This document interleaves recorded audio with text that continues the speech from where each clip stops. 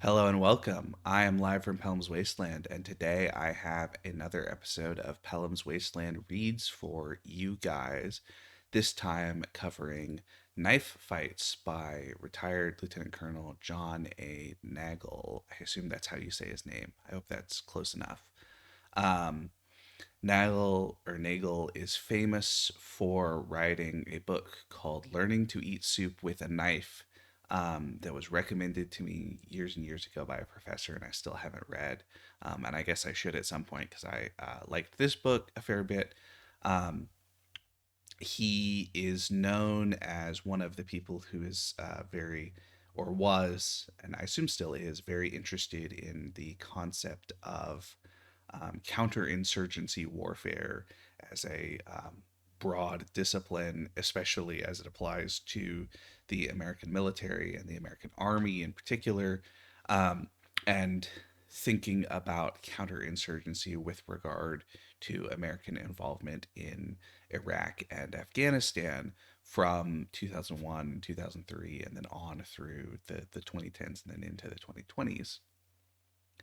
Um, and I will sort of preface all of this by saying I am not an expert on that subject or on really anything to do with modern warfare beyond, I played a fair bit of Call of Duty Modern Warfare as a kid.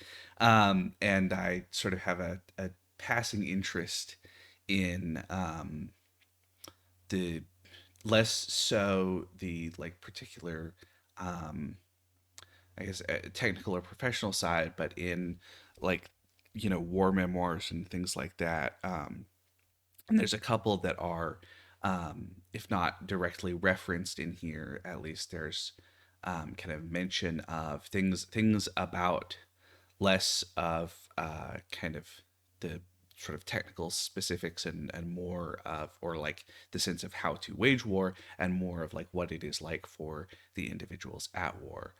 There's a mention in this book of One Bullet Away by Nathaniel Fick, um, who also, it was his platoon that is followed in the book Generation Kill that got turned into an HBO miniseries. Um, Generation Kill is really good. One Bullet Away is really great. Um, both also totally worth reading. Both a little more focused on the kind of early part of, well, so One Bullet Away is in set in both Afghanistan and in Iraq, both kind of in the earlier parts of those wars. Um, and this book in particular covers a knife fights, covers a broad period. The earliest bits of the book are about Operation Desert Storm or Desert Shield. I don't know. I'm pretty sure it's Desert Storm in particular, um, where um, Lieutenant Colonel John Nagel was not a lieutenant colonel. He was commanding. I don't remember what rank of officer he was, but he was commanding tanks in Desert Storm.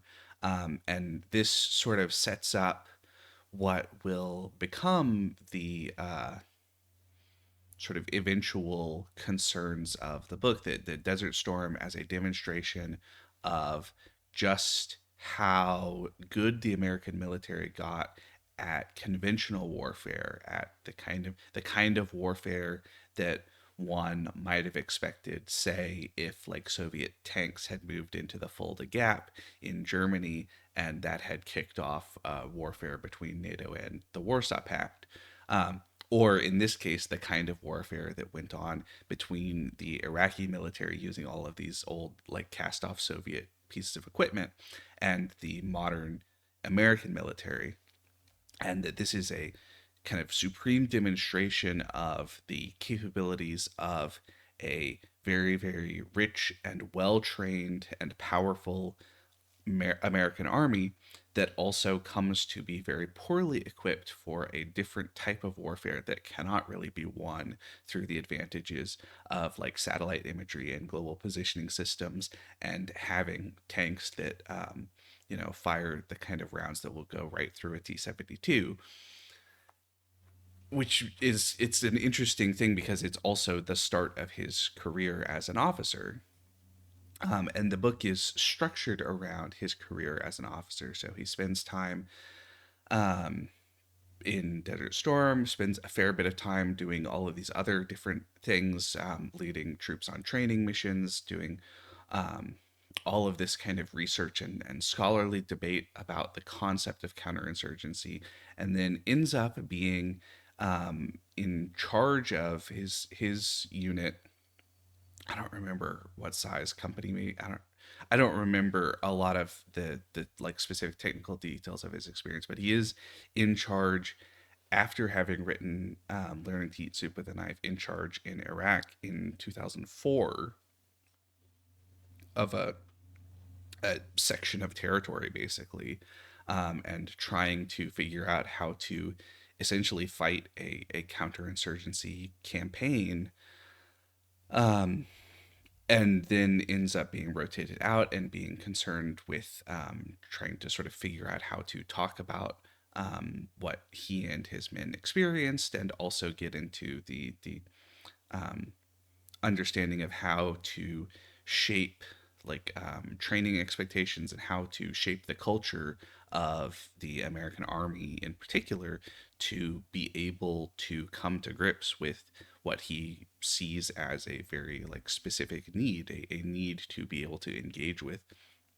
this type of warfare in a way that one of the sort of core arguments in the book is that after the war in Vietnam, the American army really shied away from this concept. That the assumption being that the defeat in Vietnam means that the army is not suited to this type of war and needs to get really, really good at fighting kind of quick and decisive wars like Desert Storm, rather than fighting these like prolonged um, reshaping of total, nations through this kind of counterinsurgency campaigns, and through, the ideas of, they talk about like the idea of rebuilding countries and nation building and all of that sort of stuff.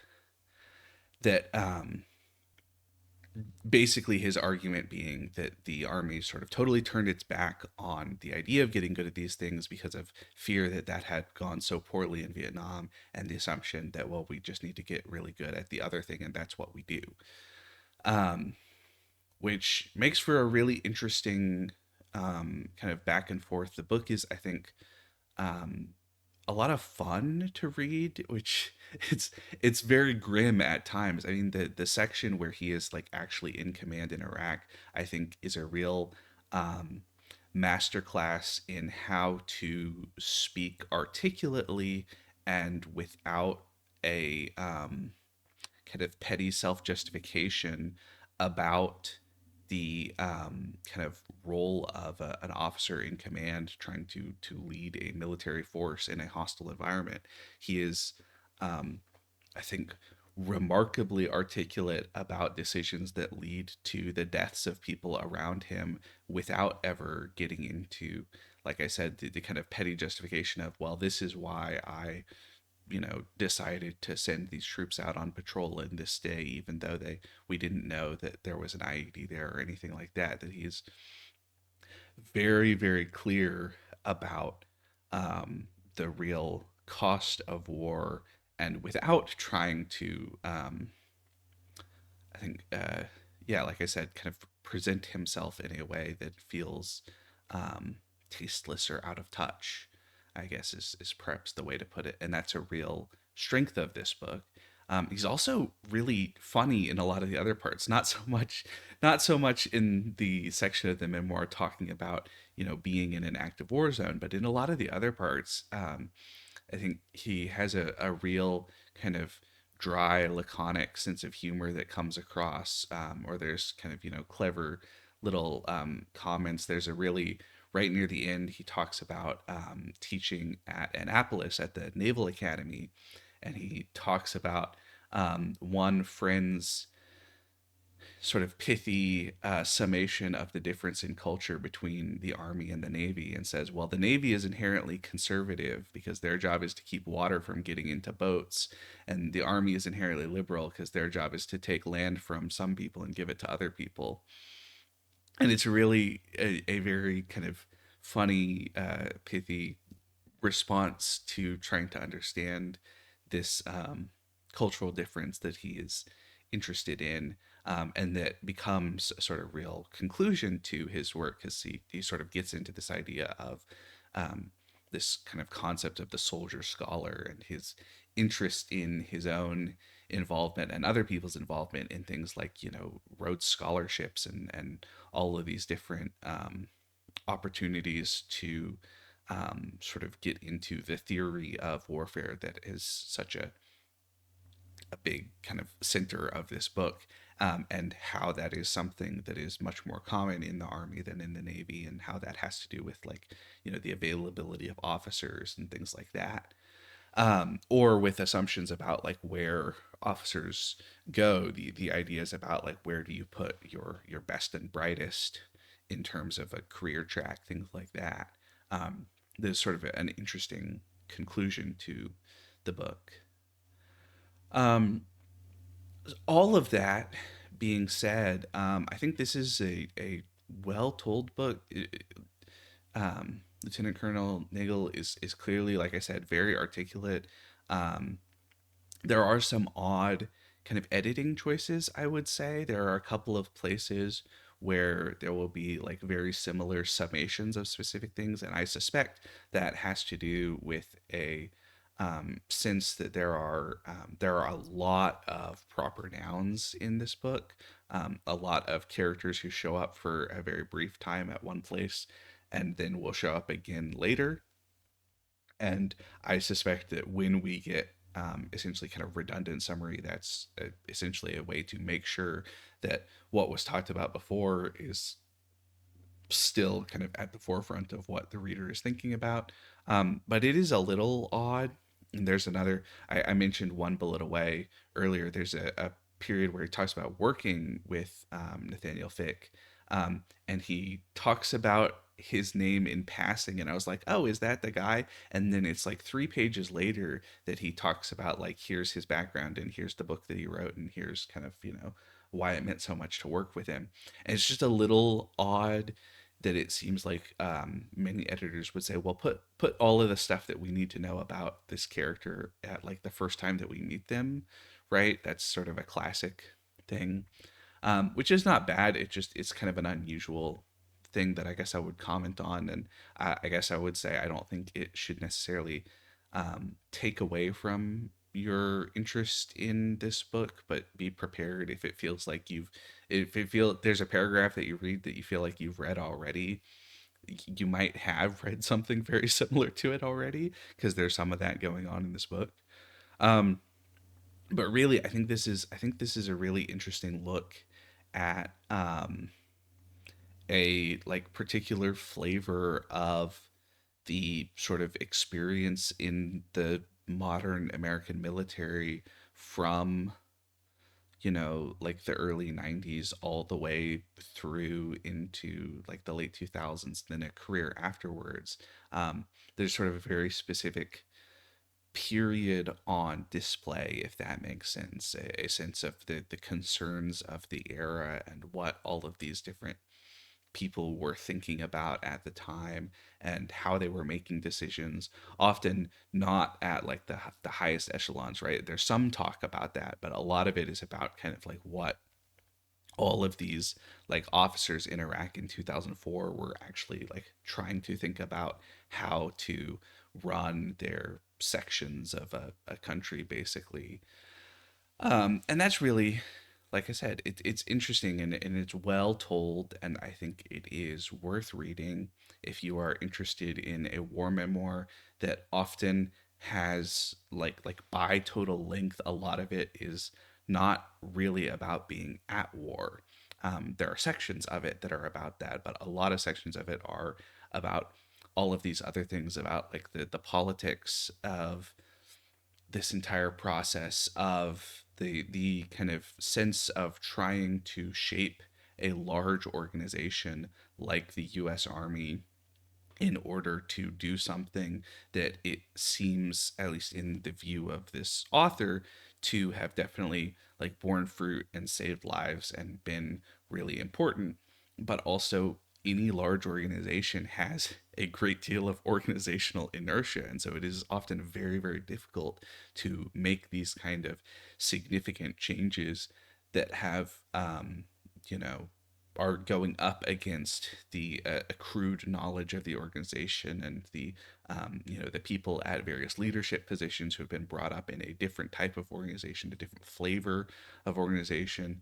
And so a lot of that is, I think, a really interesting way to get at kind of what goes on for like a staff officer beyond just. I think there are a number of memoirs that I have read that are much more at a kind of more direct engagement with war. And there is direct engagement with war in this book, but a lot of the book is basically stateside, trying to figure out how to make a meaningful difference in the lives of a great many people without being that kind of, having that kind of hands-on involvement, and then also having that kind of hands-on involvement for a relatively brief period in the book, although obviously, transformative for the lives of everybody involved, including Lieutenant Colonel Nagel. So anyway, yeah, I guess my final thought is this one isn't